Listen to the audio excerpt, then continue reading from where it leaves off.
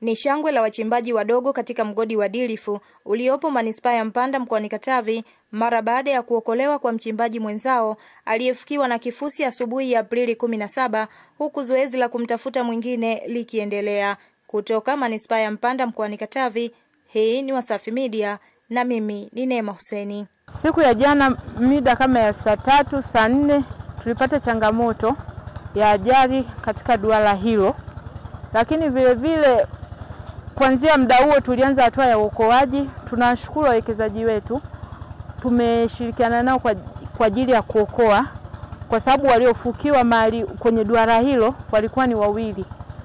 Lakini mpaka jana mida ya saa 6 hatua ya uokoaji, sisi kama wananchi wa Dilifu tukishirikiana na wawekezaji wetu tuletea mitambo hiyo kwa ajili ya uokozi, tumejitahidi mpaka saa 6 tukapata mtu mmoja akiwa mzima na akapelekwa katika hospitali ya wilaya ya Mpanda kwa ajili ya uchunguzi zaidi.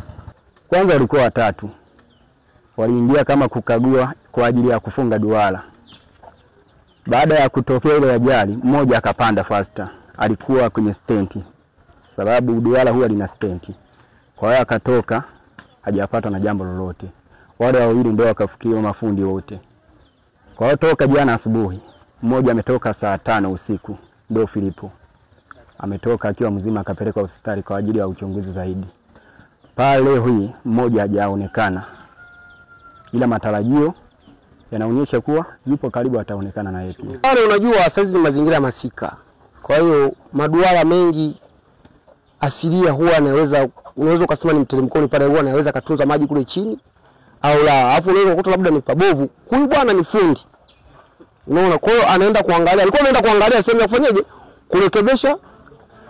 Kurekebesha usudi pakae sawa. Kwa hiyo akakuta ile hali na ndio maana akamwambia ule wa chini kusema kwamba twende tupande, kwa sababu ni fundi, alikuwa ameshagundua hapa kuna tatizo. Sasa bahati mbaya ndio likajikata. Kama kwa upande huyu baba alienda kujiangalizia maisha yake kuhusu kufunga duara. Umeona? Ameingia mle ndani kuhusu kuangalia kuhusu kufunga duara. Basi ndio tukio likatokea kama hilo. Usalama wa sasa hivi umekuwa sio kama wa zamani. Usalama wa zamani ilikuwa ni kufukua maduara, yani kwa mikono. Ndio wanaokoa binadamu. Filipo Daudi ni muhanga aliyookolewa katika ajali hiyo, anasimulia ilivyokuwa. Jana majira ya saa 2 ya asubuhi nilitoka nyumbani nikaenda kazini. Kuna vijana ambao walikuwa wananitafuta kwenda kazini, lakini nilienda sehemu ile nikaingia duarani. Mimi ni mchimbaji. Nimeingia sehemu ya kwanza nikatoka salama.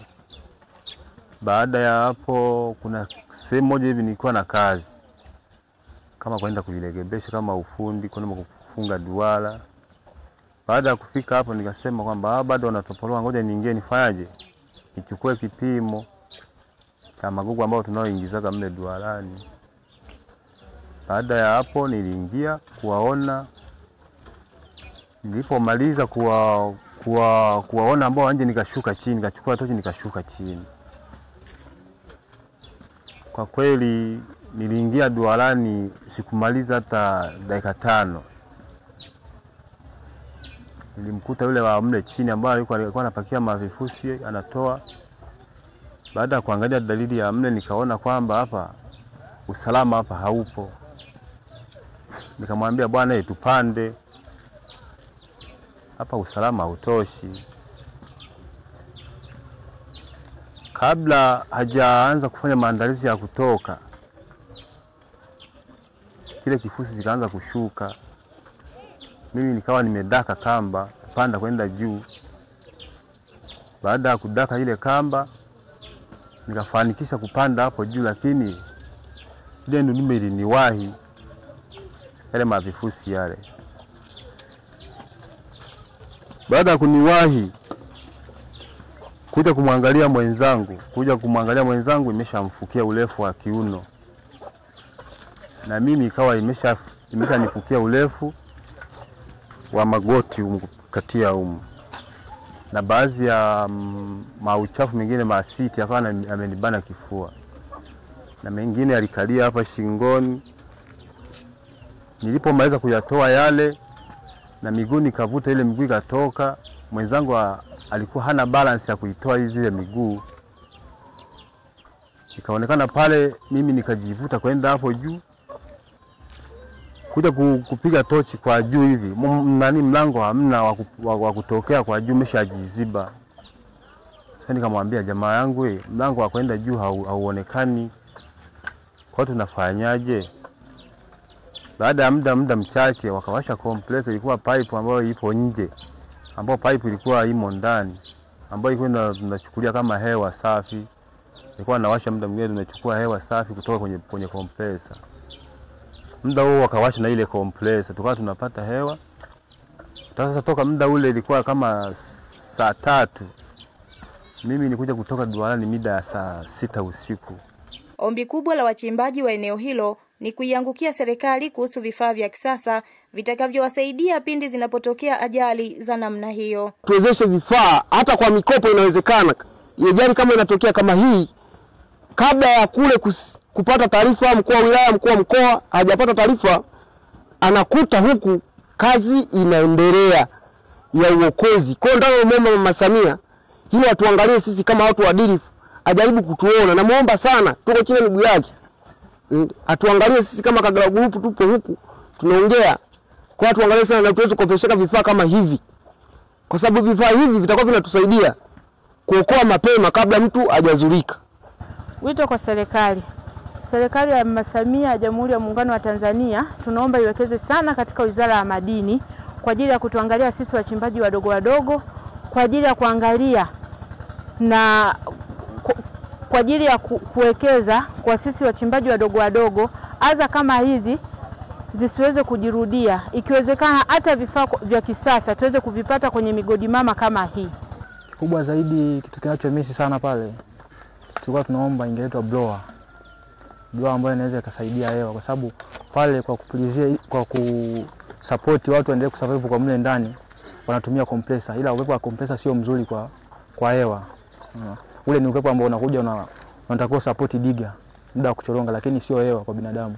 Ila kubwa zaidi wangeleta blower. Blower ni mtambo ambao una hewa safi ambayo inaweza ikamfanya mtu pindi atakapokuwa mle ndani asurvive hata kama amefukiwa na kifusi. Kwa hiyo blower inamishi kubwa ni, lakini katika mambo mengine skaveta na nini zimekuja, wamesupport sana. Nawashukuru kwa support yao. Mkuu wa wilaya ya Mpanda Jamila Yusufu amekuwa bega kwa bega na wananchi hao, na hapa anatoa rai kwao kuhakikisha wanakaa mbali pindi zoezi la uokoaji likiendelea. Tutaendelea na hii kazi mpaka tutakapompata mwenzetu kama ambavyo tulimpata yule wa kwanza. Lakini jambo lingine, ndugu zangu, wakati tunaendelea na hii kazi, nadhani wote tumeona changamoto ambazo zinatokea, si ndio? Inatengenezwa lakini baadaye bado inashuka. Hata sasa hivi tumeshuhudia panashuka. Kwa rai inayotaka kutoa kwenu, wakati hii shughuli inaendelea, tusikae karibu haya mazingira, tusiamini. Wengine wanakaa kwa hapa, wengine wanapanda pale juu, wengine wanakuja wanakaa kwa hapa kwenye hichi kifusi ambacho tayari kimeshatimbwa. Ni waombe sana, wote tuna uchungu, mimi nina uchungu mno na huyu mwenzetu ambaye bado tunamtafuta huku. Lakini kwa sababu tuna uchungu, tusingependa pia yatokee maafa mengine, kwa sababu huku juu kwa ardhi ambayo tumeiona hapa, tunaweza tukakaa juu tunamsubiri mwenzetu, tukajikuta na sisi tumeshuka, maafa yakawa ni makubwa zaidi. Kwa ni waombe sana, tukae mbali, tusisogee karibu, tukae mbali kidogo, tuwape nafasi watu wa zimamoto, tuwape nafasi vijana wenzetu wa kizalendo ambao wanafanya hii kazi ya maokozi, tusisogee karibu. Sawa ndugu zangu? Ninashukuru kama mtakuwa mmenielewa kwa hilo. Lakini lingine, wakati tunaendelea na hii kazi, nataka nitoe rai pia kwa watu wa madini. Ninatambua wenye leseni hapa kwa maana ya Kagera Group wana mipango ya kuboresha hili eneo. Ninatambua na tayari walishaanza.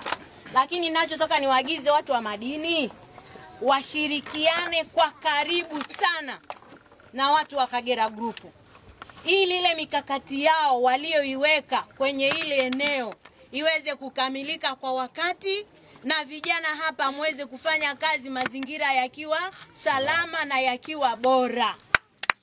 Kwa hiyo ndani ya mwezi mmoja watu wa madini mkae kwa karibu sana na Kagera Group kuwasaidia, kwa sababu hapa pana ajira nyingi mno. Ile eneo lenye leseni pana ajira nyingi mno. Hatuwezi kusema tunafunga leseni, kwa sababu vijana watapata tabu na sio dhamira ya serikali kuwatesa wananchi. Kwa hiyo ninataka wenye dhamira ya kusimamia hii madini RMO ndani ya mwezi mmoja mkae karibu sana na watu wa Kagera Group. Ile mikakati yao muwasaidie iweze kufika mwisho ili kusaidia kupunguza majanga. Majanga huwa yapo kwenye sehemu za uchimbaji, lakini tunataka kupunguza ama kuondoa kabisa majanga kwenye ile eneo ambalo linabeba vijana wengi mno. Wale tusaidia mitambo. Rai yangu kwenu, hii mitambo isitoke hapa. Hata kama mlikuwa mmeingia makubaliano ya namna gani. Mwananchi wa Tanzania ana thamani kubwa sana. Kwa hiyo mitambo isitoke mpaka hapo tutakapompata mwenzetu ambaye bado tunamtafuta.